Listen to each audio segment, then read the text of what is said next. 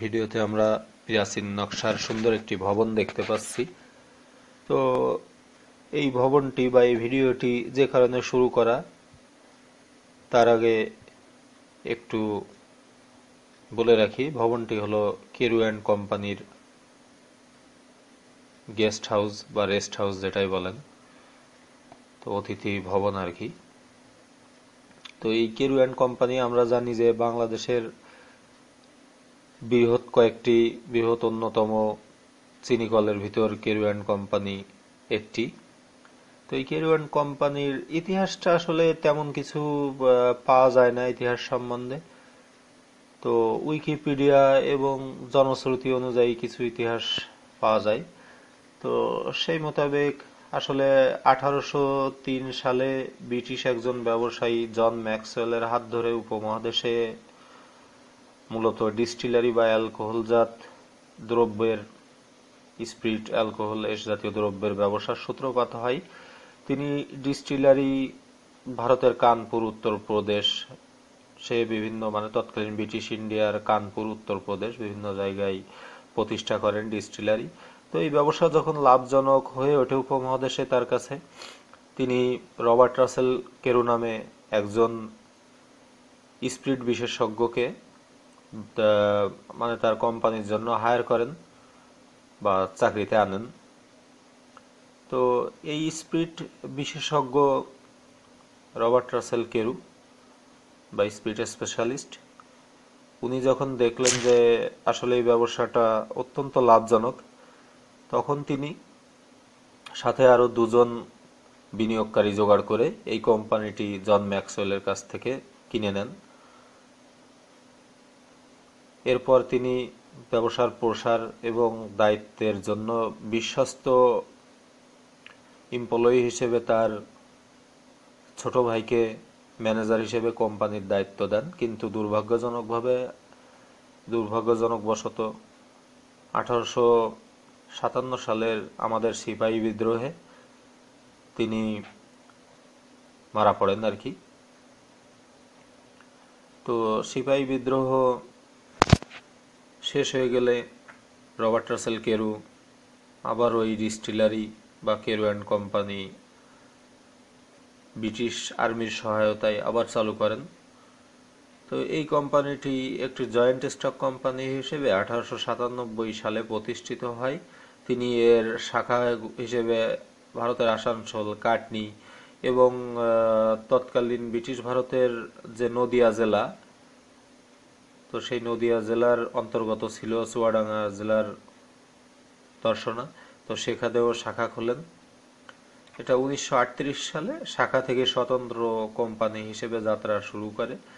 তখনও এটা আসলে ব্রিটিশ ভারত বলা হতো, স্বতন্ত্র তখনও বাংলাদেশ গঠিত হয়নি, ইস্ট বেঙ্গল বা পূর্ববঙ্গ বলা হতো। 1971 সালের আগ পর্যন্ত এটা তো আমাদের আসলে পূর্ববঙ্গই ছিল।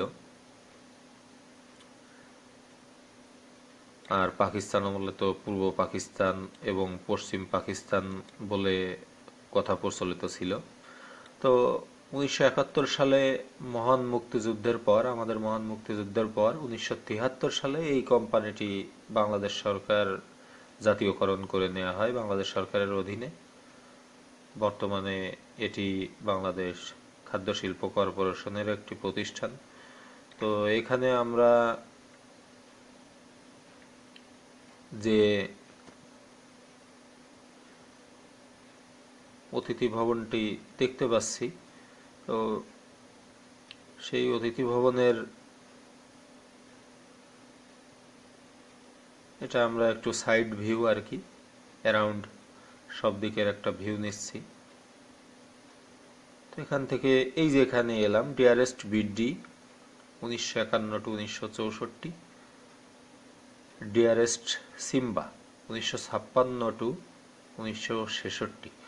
তো এটা আসলে এই দুইটা নাম কিন্তু আশ্চর্যজনক ভাবে হলেও এই দুইটা কিন্তু কবর, আর এই কবরটা কোনো মানুষের নয়, এই দুইটা কিন্তু দুটো ডগ বা কুকুরের কবর। ডিয়ারেস্ট বিডি 1951 থেকে 1964-তে মারা গেছে, আর ডিয়ারেস্ট সিম্বা আরেকটি ডিয়ারেস্ট সিম্বা 1956 থেকে 1966-তে মারা গেছে। তো এই কুকুরের কবর নিয়ে আসলে তেমন অতি উৎসাহী কোনো ব্যাপার না আসলে। তারপরেও এই দুটো কবর কেন কুকুরের কবর, এটা নিয়ে কিন্তু একটু কৌতূহল অনেকের মাঝে থাকে। তো এর কোনো ইতিহাস বা আসলে আমরা এখানকার সঠিক ইতিহাস কিন্তু এখানে অনেকেই বলতে পারে না। মানে এলাকাতে জনশ্রুতি হিসেবে যতটুকু প্রচলিত আছে, জানা যায় যে তৎকালীন সময়ে এই 1950-এর দশকে তখনও ব্রিটিশ হিসেবে যারা মানে এখানে কোম্পানির সম্মানিত এমডি ছিলেন, তিনি হয়তো ব্রিটিশ ছিলেন। তো আসলে মানুষ ওই সময়ের ইতিহাসটাকেও মনে রাখেনি। তো ওই ব্রিটিশ এমডি যিনি ছিলেন, তার প্রিয় দুটি কুকুর ছিল। তো দুটো কুকুরই নাকি এখানে হত্যা করে কবর দেওয়া হয়েছে, এলাকার মানুষের জনশ্রুতি অনুযায়ী যেটা বলা হয় যে হত্যা করে কবর দেওয়া। আবার কেউ কেউ বলেন যে স্বাভাবিকভাবেই কুকুর দুটির মৃত্যু হয়েছিল। তো ওটা তখনকার এমডি, তখন আসলে ব্রিটিশদের ওই এমডিদের স্থানীয় লোকজন লর্ড হিসেবে ডাকতো। তো সেই লর্ডের প্রিয় কুকুর ছিল, সেই জন্য সেই সম্মানের হিসাবে এখানে নাকি ওনার প্রিয় কুকুর বলে এই দুটো উনি কবর দিয়েছিলেন। আবার কেউ কেউ বলেন যে একটা কুকুর তিনি কবর দিয়ে গিয়েছিলেন, আবার ব্রিটেনে থেকে ফিরে এসে আবার একটা কুকুর এখানে ছিল, সেটা মারা গেলেও এখানেই তিনি কবর দিয়ে যান আর কি।